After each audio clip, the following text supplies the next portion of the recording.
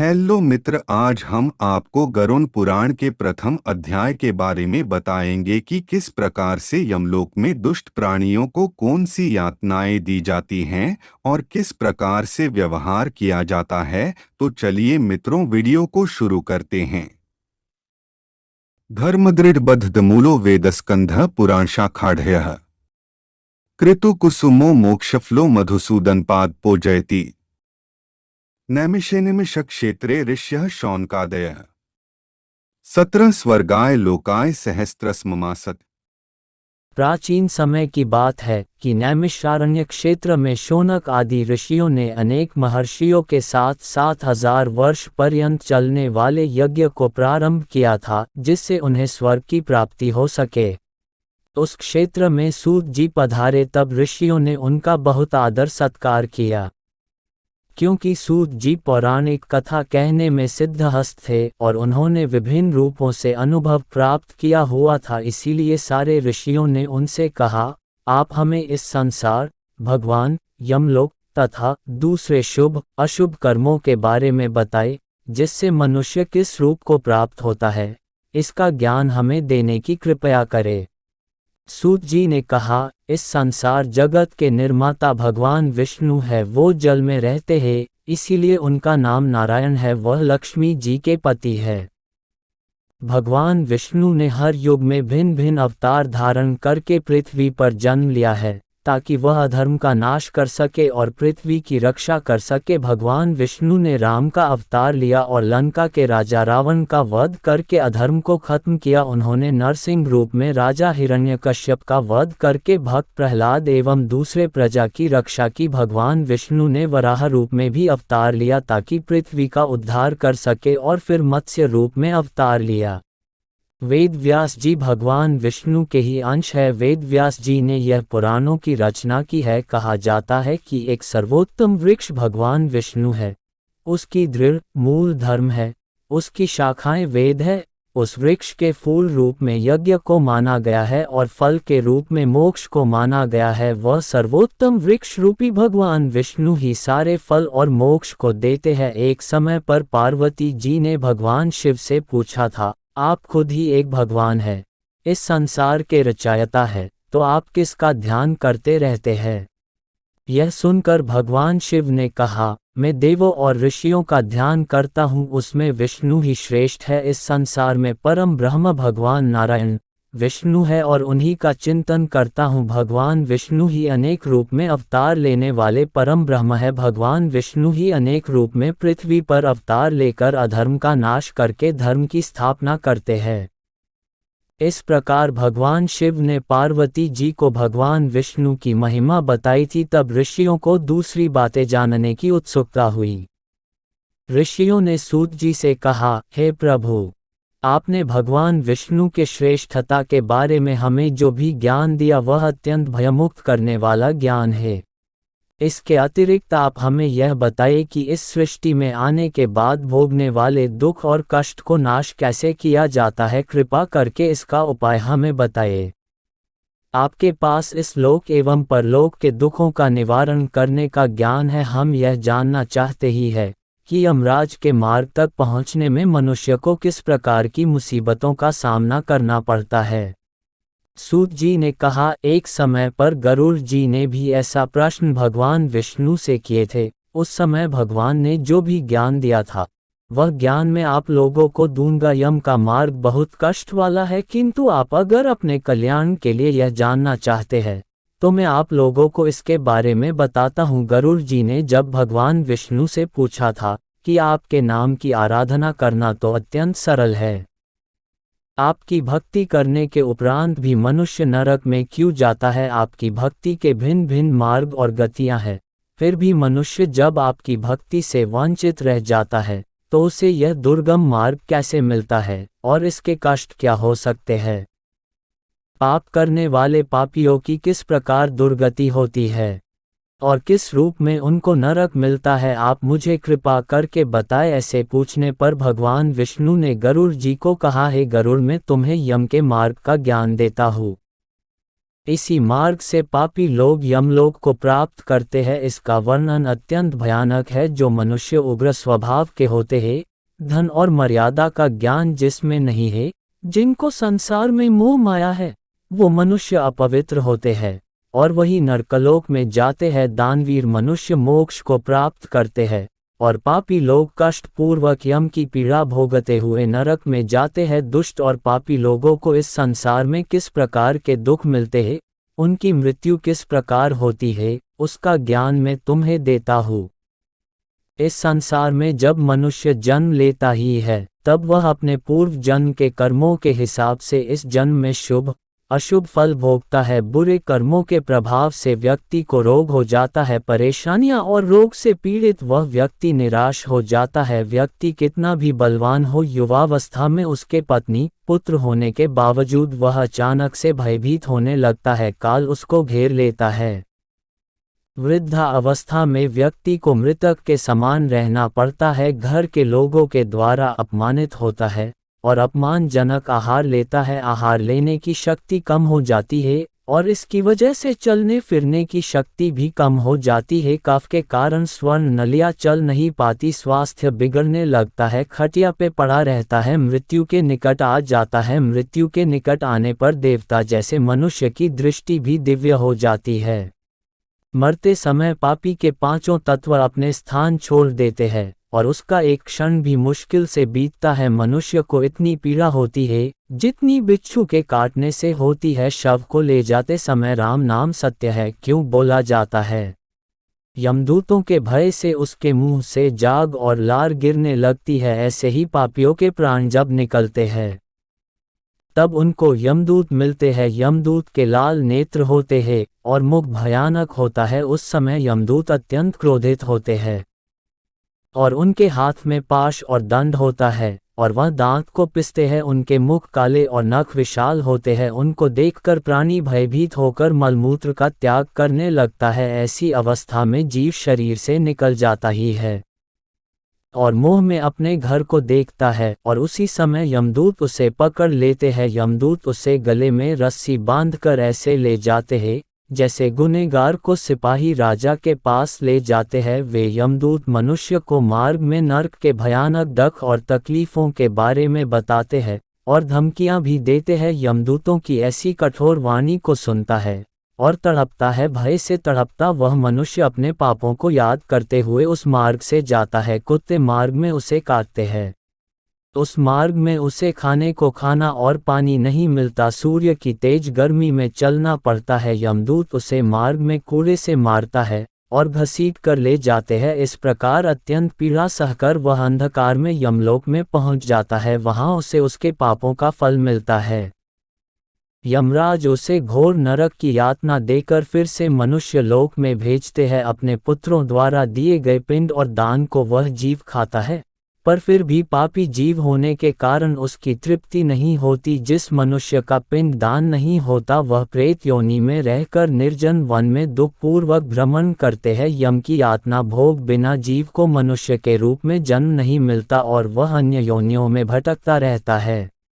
गरुड़ पुराण। मृत्यु के बाद मरणासन व्यक्ति के कल्याण के लिए किए जाने वाले कर्म। उस पिंड के रोज 4 भाग होते हैं, उसमें से 2 भाग पंचभूतों को, 1 भाग यमदूतों को और 1 भाग उस जीव को खाने को मिलता है। ऐसे 9 दिन तक पिंड दान करते ही है और वे लोग खाते हैं जब मनुष्य का शरीर जलाते हैं।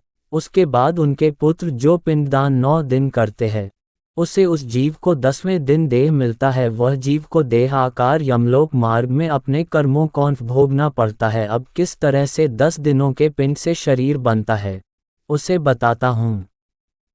पहले दिन के पिंड से सिर, दूसरे दिन से गर्दन और कंधा, तीसरे दिन हृदय, चौथे दिन पीठ, 5वें दिन नाभि, छठे दिन कमर, गुदा, लिंग, भग और मांस कैनपिंड आदि बनते हैं। 7वें दिन हड्डी और 8वें 9वें दिन जांघ और पैर। 10वें दिन के पिंड से इस शरीर में सुख, सुंधा, तृषा की उत्पत्ति होती है। इस तरह पिंड से शरीर उत्पन्न होता है और फिर 11वें और 12वें दिन के श्राद्ध में 2 दिन तक भोजन करता है। 13वें दिन वह जीव यमदूतों से बंधा हुआ अकेला संसार में आता है। हे गरुड़ वैतरणी को छोड़कर केवल यमलोक 86,000 योजन विस्तीर्ण है। अब इस जीवन में रोज 24 घंटों में क्रमशः 247 योजन यमदूतों के संग निरंतर चलना पड़ता है। चलने वाले इस मार्ग के अंत में 16 ग्राम पड़ते हैं। उनको पार करके धर्मराज के नगर में वो पापी जीव पहुंच पाता है। उन सब नगर के नाम कुछ इस प्रकार है: सौम्यपुर, सौरीपुर, नगेंद्र भवन, गंधर्व, श्यालागम, क्रौंच, क्रूरपुर, विचित्र भवन, खद, नानकरंदपुर, सुतप्त भवन, रौद्र नगर, प्योवर्षण, सिद्ध्य, बहुभिति के नाम से जाने जाते हैं। इसके बाद यमपुर है। यमलोक में जाने वाला मनुष्य अत्यंत पीड़ा भोगता है और अपने कर्मों को याद करते हुए पीड़ित होता रहता है। अपने कर्मों के विषय में चिंतन करता हुआ अनेक दुख भोगता है। इस पर भी यदि वो दोबारा जन्म प्राप्त करता है तब उसी प्रकार भगवान को भूलकर कर्म करता है।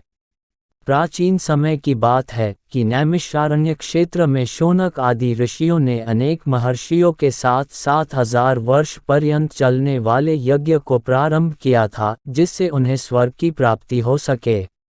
उस क्षेत्र में सूत जी पधारे तब ऋषियों ने उनका बहुत आदर सत्कार किया, क्योंकि सूत जी पौराणिक कथा कहने में सिद्धहस्त थे और उन्होंने विभिन्न रूपों से अनुभव प्राप्त किया हुआ था। इसीलिए सारे ऋषियों ने उनसे कहा, आप हमें इस संसार, भगवान, यमलोक तथा दूसरे शुभ अशुभ कर्मों के बारे में बताए, जिससे मनुष्य किस रूप को प्राप्त होता है, इसका ज्ञान हमें देने की कृपया करे। सूत जी ने कहा, इस संसार जगत के निर्माता भगवान विष्णु है। वो जल में रहते हैं, इसीलिए उनका नाम नारायण है।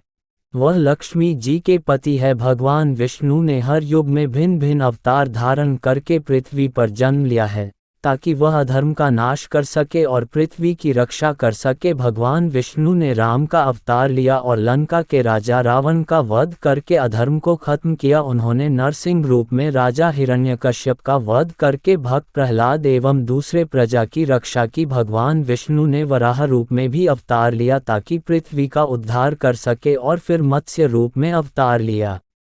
वेद व्यास जी भगवान विष्णु के ही अंश है। वेद व्यास जी ने यह पुराणों की रचना की है। कहा जाता है कि एक सर्वोत्तम वृक्ष भगवान विष्णु है, उसकी दृढ़ मूल धर्म है, उसकी शाखाएं वेद है। उस वृक्ष के फूल रूप में यज्ञ को माना गया है और फल के रूप में मोक्ष को माना गया है। वह सर्वोत्तम वृक्ष रूपी भगवान विष्णु ही सारे फल और मोक्ष को देते हैं। एक समय पर पार्वती जी ने भगवान शिव से पूछा था, आप खुद ही एक भगवान है, इस संसार के रचयिता है, तो आप किसका ध्यान करते रहते हैं? यह सुनकर भगवान शिव ने कहा, मैं देवों और ऋषियों का ध्यान करता हूँ, उसमें विष्णु ही श्रेष्ठ है। इस संसार में परम ब्रह्म भगवान नारायण विष्णु है और उन्हीं का चिंतन करता हूँ। भगवान विष्णु ही अनेक रूप में अवतार लेने वाले परम ब्रह्म है। भगवान विष्णु ही अनेक रूप में पृथ्वी पर अवतार लेकर अधर्म का नाश करके धर्म की स्थापना करते हैं। इस प्रकार भगवान शिव ने पार्वती जी को भगवान विष्णु की महिमा बताई थी। तब ऋषियों को दूसरी बातें जानने की उत्सुकता हुई। ऋषियों ने सूत जी से कहा, हे प्रभु, आपने भगवान विष्णु के श्रेष्ठता के बारे में हमें जो भी ज्ञान दिया वह अत्यंत भयमुक्त करने वाला ज्ञान है। इसके अतिरिक्त आप हमें यह बताइए कि इस सृष्टि में आने के बाद भोगने वाले दुख और कष्ट को नाश कैसे किया जाता है। कृपा करके इसका उपाय हमें बताइए। आपके पास इस लोक एवं परलोक के दुखों का निवारण करने का ज्ञान है। हम यह जानना चाहते ही है कि यमराज के मार्ग तक पहुंचने में मनुष्य को किस प्रकार की मुसीबतों का सामना करना पड़ता है। सूत जी ने कहा, एक समय पर गरुड़ जी ने भी ऐसा प्रश्न भगवान विष्णु से किए थे। उस समय भगवान ने जो भी ज्ञान दिया था वह ज्ञान मैं आप लोगों को दूंगा। यम का मार्ग बहुत कष्ट वाला है, किंतु आप अगर अपने कल्याण के लिए यह जानना चाहते हैं तो मैं आप लोगों को इसके बारे में बताता हूँ। गरुड़ जी ने जब भगवान विष्णु से पूछा था कि आपके नाम की आराधना करना तो अत्यंत सरल है, आपकी भक्ति करने के उपरांत भी मनुष्य नरक में क्यों जाता है। आपकी भक्ति के भिन्न भिन्न मार्ग और गतियां हैं, फिर भी मनुष्य जब आपकी भक्ति से वंचित रह जाता है तो उसे यह दुर्गम मार्ग कैसे मिलता है और इसके कष्ट क्या हो सकते हैं? पाप करने वाले पापियों की किस प्रकार दुर्गति होती है और किस रूप में उनको नरक मिलता है? आप मुझे कृपा करके बताएं। ऐसे पूछने पर भगवान विष्णु ने गरुड़ जी को कहा, हे गरुड़, मैं तुम्हें यम के मार्ग का ज्ञान देता हूँ। इसी मार्ग से पापी लोग यमलोक को प्राप्त करते हैं। इसका वर्णन अत्यंत भयानक है। जो मनुष्य उग्र स्वभाव के होते हैं, धन और मर्यादा का ज्ञान जिसमें नहीं है, जिनको संसार में मोह माया है, वो मनुष्य अपवित्र होते हैं और वही नरकलोक में जाते हैं। दानवीर मनुष्य मोक्ष को प्राप्त करते हैं और पापी लोग कष्टपूर्वक यम की पीड़ा भोगते हुए नरक में जाते हैं। दुष्ट और पापी लोगों को इस संसार में किस प्रकार के दुख मिलते हैं, उनकी मृत्यु किस प्रकार होती है, उसका ज्ञान मैं तुम्हें देता हूँ। इस संसार में जब मनुष्य जन्म लेता ही है, तब वह अपने पूर्व जन्म के कर्मों के हिसाब से इस जन्म में शुभ अशुभ फल भोगता है। बुरे कर्मों के प्रभाव से व्यक्ति को रोग हो जाता है, परेशानियां और रोग से पीड़ित वह व्यक्ति निराश हो जाता है। व्यक्ति कितना भी बलवान हो, युवावस्था में उसके पत्नी पुत्र होने के बावजूद वह अचानक से भयभीत होने लगता है, काल उसको घेर लेता है। वृद्धा अवस्था में व्यक्ति को मृतक के समान रहना पड़ता है, घर के लोगों के द्वारा अपमानित होता है और अपमानजनक आहार लेता है। आहार लेने की शक्ति कम हो जाती है और इसकी वजह से चलने फिरने की शक्ति भी कम हो जाती है। कफ के कारण स्वर्ण नलियाँ चल नहीं पाती, स्वास्थ्य बिगड़ने लगता है, खटिया पे पड़ा रहता है, मृत्यु के निकट आ जाता है। मृत्यु के निकट आने पर देवता जैसे मनुष्य की दृष्टि भी दिव्य हो जाती है। मरते समय पापी के पांचों तत्व अपने स्थान छोड़ देते हैं और उसका एक क्षण भी मुश्किल से बीतता है। मनुष्य को इतनी पीड़ा होती है जितनी बिच्छू के काटने से होती है। शव को ले जाते समय राम नाम सत्य है क्यों बोला जाता है, यमदूतों के भय से उसके मुंह से जाग और लार गिरने लगती है। ऐसे ही पापियों के प्राण जब निकलते हैं तब उनको यमदूत मिलते हैं। यमदूत के लाल नेत्र होते हैं और मुख भयानक होता है। उस समय यमदूत अत्यंत क्रोधित होते हैं और उनके हाथ में पाश और दंड होता है और वह दांत को पिसते हैं। उनके मुख काले और नख विशाल होते हैं। उनको देखकर प्राणी भयभीत होकर मलमूत्र का त्याग करने लगता है। ऐसी अवस्था में जीव शरीर से निकल जाता ही है और मोह में अपने घर को देखता है और उसी समय यमदूत उसे पकड़ लेते हैं। यमदूत उसे गले में रस्सी बांधकर ऐसे ले जाते हैं जैसे गुनहगार को सिपाही राजा के पास ले जाते हैं। वे यमदूत मनुष्य को मार्ग में नरक के भयानक दुख और तकलीफों के बारे में बताते हैं और धमकियां भी देते हैं। यमदूतों की ऐसी कठोर वाणी को सुनता है और तड़पता है। भय से तड़पता वह मनुष्य अपने पापों को याद करते हुए उस मार्ग से जाता है। कुत्ते मार्ग में उसे काटते हैं, उस मार्ग में उसे खाने को खाना और पानी नहीं मिलता। सूर्य की तेज गर्मी में चलना पड़ता है। यमदूत उसे मार्ग में कूड़े से मारता है और घसीट कर ले जाते हैं। इस प्रकार अत्यंत पीड़ा सहकर वह अंधकार में यमलोक में पहुंच जाता है।